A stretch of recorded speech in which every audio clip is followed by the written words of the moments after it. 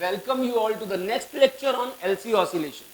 आप लोगों ने लास्ट 2 क्लासेस में एलसी ऑसिलेशन कैसे होता है, उसकी natural frequency of oscillation 1/2 pi root of square root of LC कैसे आती है, वो सारी चीजें आप लोगों ने स्टडी की। आज हम देखना चाहते हैं किसी भी इंस्टेंट पर इसमें चार्ज कितना होता है, करंट कितना होता है, एनर्जी कंजर्व्ड कैसे होती है, ये सारी बातें हम वेरीफाई करना चाहते हैं। किस किस टाइम पे एनर्जी फुल्ली इलेक्ट्रिकल है और किस किस टाइम पे एनर्जी फुल्ली मैग्नेटिक है। All these things we want to study today. So let's focus on to our screen.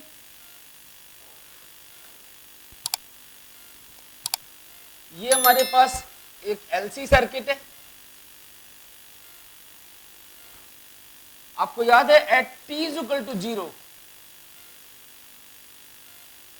Capacitor is fully charged Q0। अब capacitor t is equal to 0 पे fully charge है और धीरे धीरे धीरे discharge हो रहा है। तो जब कोई चीज मैक्सिमम से शुरू होती है तो उसकी इंस्टेंटेनियस वैल्यू हम लेते हैं cos omega t। This is the equation for charge at any instant of time. 0 पर Q0 और 0 के बाद किसी भी टाइम पे अगर आपको चार्ज की वैल्यू निकालनी है तो it is Q0 cos omega t। आपको शायद ध्यान हो, एसी के पहले लेक्चर में मैंने बताया था कि अगर कोई भी चीज 0 से शुरू होती है we take it as sin omega t, और अगर मैक्सिमम से शुरू होती है we take it as cos omega t। तो चार्ज हमारा शुरुआत में फुल्ली है, फुल चार्ज है, मैक्सिमम से डाउन जा रहा है, equation is Q0 cos omega t। Clear? अब अगर मुझे करंट चाहिए तो करंट क्या होगा? Rate of flow of charge. और क्योंकि कैपेसिटर में चार्ज डिक्रीज हो रहा है, this is minus dq by dt। तो minus d by dt of charge, charge की इक्वेशन डालिए cos ओमेगा t।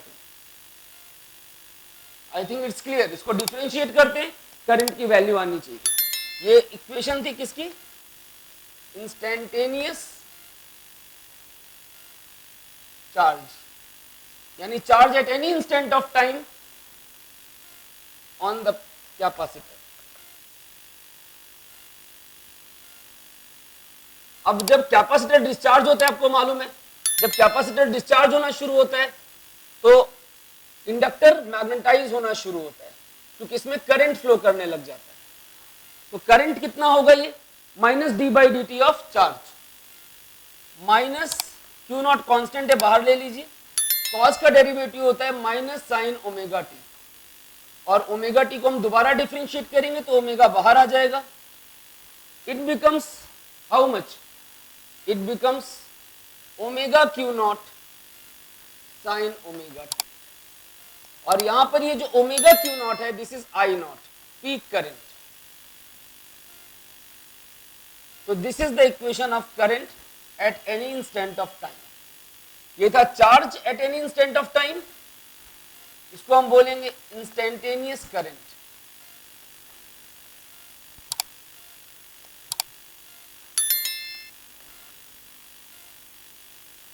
अब आप ध्यान से देखिए इसको, स्क्रीन को। जब मेरे पास चार्ज और करंट आ गए, चार्ज और करंट आ गए, तो अगर मैं किसी भी इंस्टेंट पे इलेक्ट्रिकल एनर्जी बोलूं, आपसे बोलूं what is the value of electrical energy at any instant of time,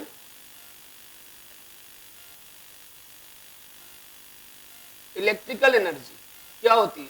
Q square by 2c eight any instant. Electrical energy कितनी है? Q square by 2c। Maximum energy है Q0 square by 2c, maximum है Q0 square by 2c। लेकिन किसी भी instant पे चाहिए तो Q की वैल्यू Q0 से कम है, it is what? Q square by 2c। And what is Q? Use this equation, electrical energy will come out as Q की वैल्यू है Q0 cos ओमेगा t, इसका होल स्क्वायर अपॉन 2c। और आप ध्यान देंगे तो electrical energy Q0 square by 2c is maximum U0 cos square omega t। This is the value of electrical energy. Electrical energy stored on the plates of capacitor. कहां पर store हो रही है? कैपेसिटर की प्लेट्स के बीच में। तो electrical energy stored in the capacitor eight any instant of time. Clear? अब इसके बाद अगर कोई बोले magnetic energy, magnetic energy at any instant of time,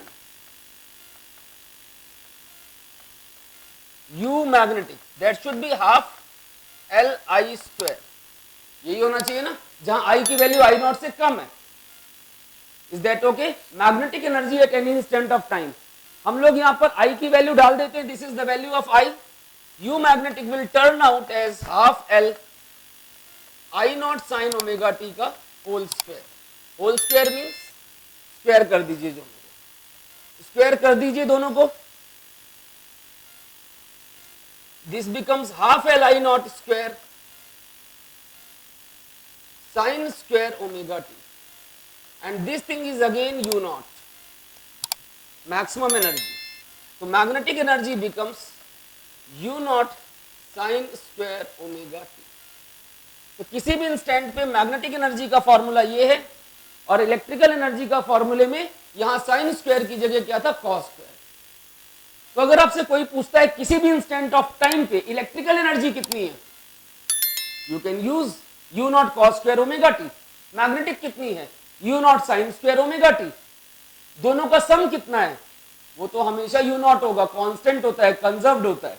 clear? अगर कोई कहे वेरीफाई कर दो, तो आप ध्यान से देखिए, पहले अपनी स्क्रीन को देखिए जो आपने अभी पढ़ा। I think it is clear to all of you.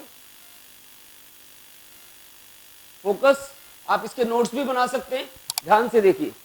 अब अगर हमसे कोई बोले टोटल एनर्जी, तो हमने बोला था total energy is always conserved, total energy is always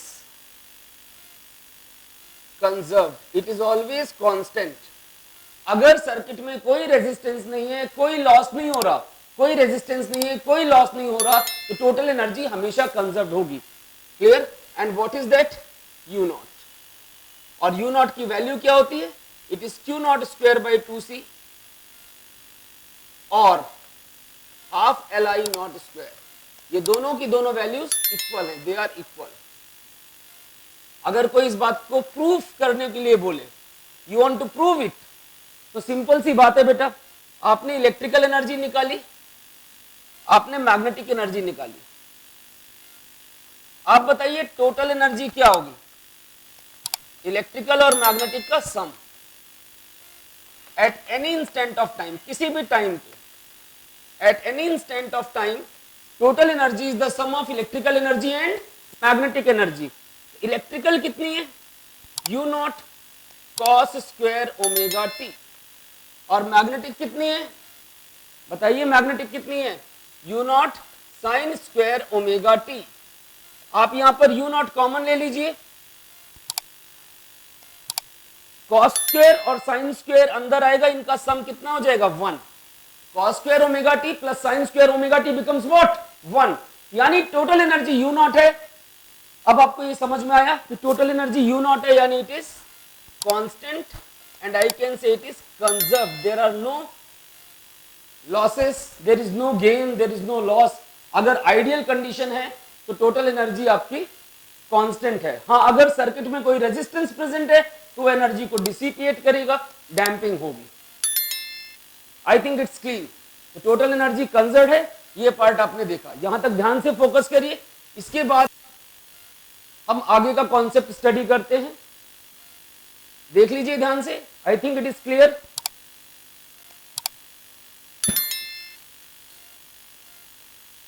चलिए लेट अस फोकस आगे। अब मान लो आपके पास क्वेश्चन आया, एक क्वेश्चन आया कि at what time energy is, first part, completely electrical,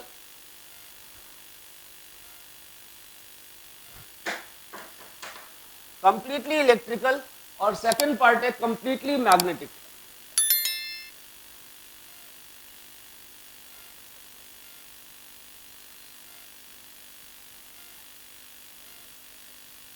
और थर्ड पार्ट है इक्वली शेयर्ड, मतलब हाफ इलेक्ट्रिकल, इसका मतलब हुआ half electrical and half magnetic. तो ये तीन पार्ट्स हैं इस क्वेश्चन के जिनको हम सॉल्व करना चाहते हैं। तो I think we should start it now.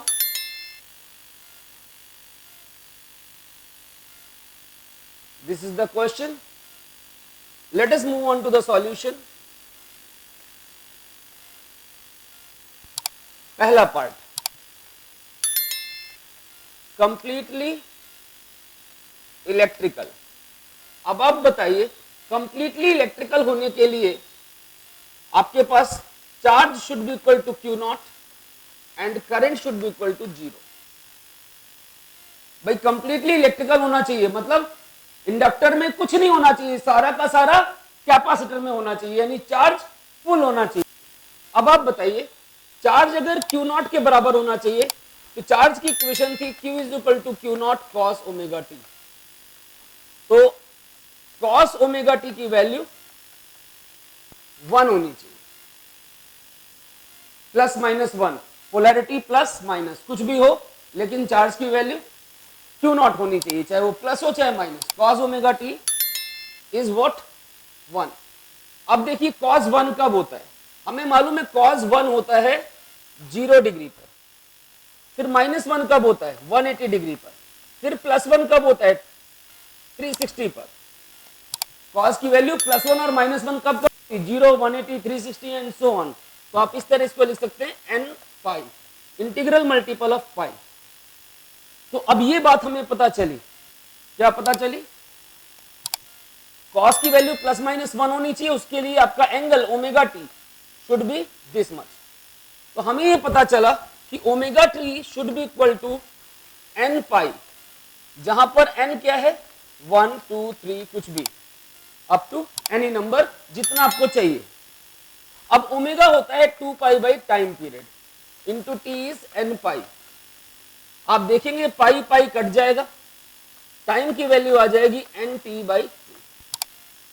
ये वो टाइम है जब एनर्जी कंप्लीटली इलेक्ट्रिकल होगी, ये वो टाइम है एनर्जी कंप्लीटली इलेक्ट्रिकल होगी, क्योंकि सारा का सारा चार्ज कैपेसिटर की प्लेट्स में होगा और उस टाइम पे करंट जीरो होगा, मैग्नेटिक फील्ड की कोई एनर्जी नहीं होगी, all the energy will be electrical.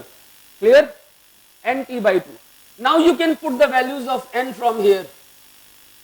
तो time should be what, n की वैल्यू 1 टी बाई 2, एन की value 2 t, next 3 t by 2, next बताइए आपके पास 2 टी, नेक्स्ट भाई 1 2 3 4 रखते जाइए 5 टी बाई 2, नेक्स्ट 3 टी। समझ रहे हैं? तो ये वो टाइम है जिसपे चार्ज कंप्लीटली इलेक्ट्रिकल है and this can be continued.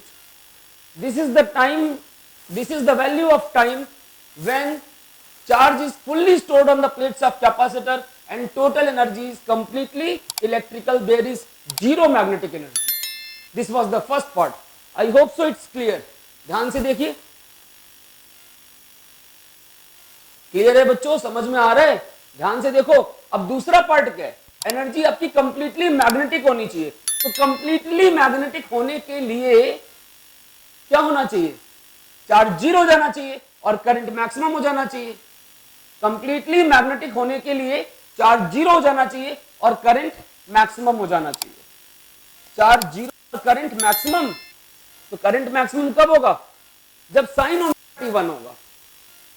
Charge zero कब होगा, जब साइन ओमेगा टी 1 होगा। जब चार्ज जीरो होगा तो करंट मैक्सिमम होगा। क्लियर? तो आगे बढ़ते हैं हम सेकेंड पार्ट पे। For complete magnetic Q should be equal to 0, यानी cos omega t should be equal to 0। यानी जीरो कब होता है बताइए, cos जीरो होता है जब ओमेगा टी आपका पाई बाई 2 हो, 3 पाई बाई 2 हो, 5 पाई बाई 2 हो, मतलब ऑड ऑफ पाई बाई 2 चले, ऑड ऑफ पाई बाई 2। इसको हम लिख सकते हैं 2n minus 1 pi by 2 up to, odd number को ऐसे लिखते हैं ना, या तो 2n माइनस 1 या 2n प्लस 1। 2n-1 या फिर 2n+1। तो 2n-1 कब लेते हैं? जब हम n को 0 से शुरू करें, और अगर n को मैक्सिमम से शुरू करेंगे, 1 से शुरू करेंगे, तो 2n+1। तो omega t should be equal to what? 2n-1 π/2। ध्यान दीजिएगा, जहां n की वैल्यू 0, 1, 2, 3 है। इस बात को ध्यान देना, अगर आपको n 1 से शुरू करना है, टेक इट एज 2n+। उल्टा बोल दिया मैंने। अगर आपको n 1 से शुरू करना है तो इट इज 2n-1, और अगर n को 0 से शुरू करना है तो take it as 2n+1। n को 0 से शुरू करना है तो 2n+1। अच्छा, अब देखिए जरा, n is 1, 2, 3 and so on. तो ओमेगा की वैल्यू है 2π टाइम पीरियड। देखिए पाई कैंसिल हो गया, सॉल्व करिए इसको, टाइम की वैल्यू आ गई 2n-1 p/4। This is the value of time, जहां n is 1, 2, 3 and so on. n की वैल्यू 1 रखो, टाइम कितना है? t/4। n की वैल्यू 2 रखो, 3t/4। n की वैल्यू 3 रखो, 5t/4। ऑड चल रहे हैं, 5 के बाद आएगा 7t/4, 9t/4 and so on. इस टाइम पर एनर्जी इज कंप्लीट मैग्नेटिक, या फिर हम बोल सकते हैं जीरो इलेक्ट्रिकल। भाई जब मैग्नेटिक फुल होगा तो इलेक्ट्रिकल जीरो होगा, जब इलेक्ट्रिकल फुल होगा तो मैग्नेटिक जीरो होगा। इस बात को ध्यान रखिएगा। अब बचा हमारा तीसरा part. I think second part is clear. ध्यान से देखिए, complete magnetic. And now I move on to the last part of this question, third part, जिसमें बोलता है इलेक्ट्रिकल और मैग्नेटिक बराबर हो, इक्वली शेयर्ड। भाई इलेक्ट्रिकल डिपेंड करता है cos स्क्वायर ओमेगा टी पे, और मैग्नेटिक डिपेंड करता है sin स्क्वायर ओमेगा टी पे।